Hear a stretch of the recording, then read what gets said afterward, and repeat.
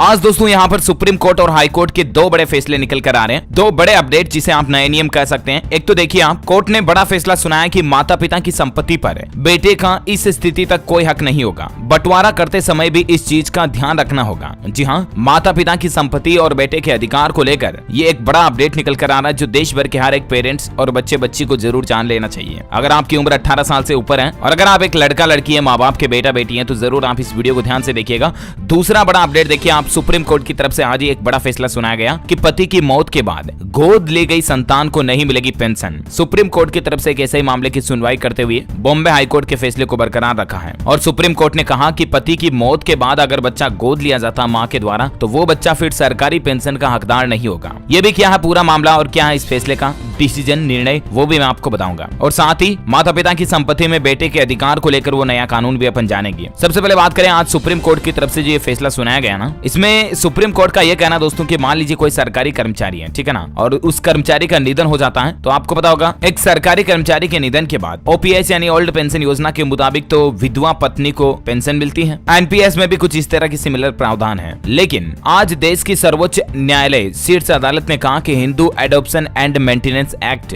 HAMA 1956 की धारा 8 और 12 एक हिंदू महिला को अनुमति देती है कि अगर महिला नाबालिग या मानसिक रूप से अस्वस्थ नहीं है तो वह एक बेटा या बेटी को गोद ले सकती है। लेकिन इस एक्ट के तहत एक हिंदू महिला अपने पति की सहमति के बिना बच्चा बच्ची को गोद नहीं ले सकती है। और समझ रहे हो ना, ऐसे केस के सिनेरियो में क्योंकि पति की तो डेथ हो चुकी है तो पति की सहमति, फिर मरे हुए पति की सहमति कैसे लेगी कोई महिला। तो इसलिए सुप्रीम कोर्ट का कहना है कि पति की जान जाने के बाद, उसकी मौत के बाद अगर कोई महिला किसी बच्चे को अडॉप्ट करती है, गोद लेती है, तो फिर वो बच्चा सरकारी कर्मचारी की पेंशन का हकदार नहीं होगा। ये मतलब सुप्रीम कोर्ट का एक ऐसे मामले की सुनवाई करते हुए फैसला था। हालांकि इस मामले पर नीचे बॉम्बे हाई कोर्ट ने भी यही फैसला सुनाया था, उसी को बरकरार रखा है। और दूसरा अपडेट जो अपन बात कर रहे थे, दूसरा सबसे बड़ा महत्वपूर्ण अपडेट ये है कि कोर्ट ने माता पिता की संपत्ति पर बेटे के अधिकार को लेकर एक बड़ा फैसला सुनाया। दरअसल ये पूरा मामला यूं होता है कि एक महिला, मैं नाम नहीं लूंगा यहाँ पर, आपको सिंपल समझा रहा हूँ, समझिए। एक महिला जिसका पति बीमार हो जाता है, ठीक है ना, फिर वो महिला अपने पति के इलाज के लिए इधर उधर से पैसे जुटाती है, सारे पैसे खत्म हो जाते हैं, उसके बावजूद पति की बीमारी का इलाज नहीं होता है। अब उनके पास एक घर है, एक फ्लैट है और महिला चाहती है कि वो उस फ्लैट को बेच करके अपने पति का इलाज कराए।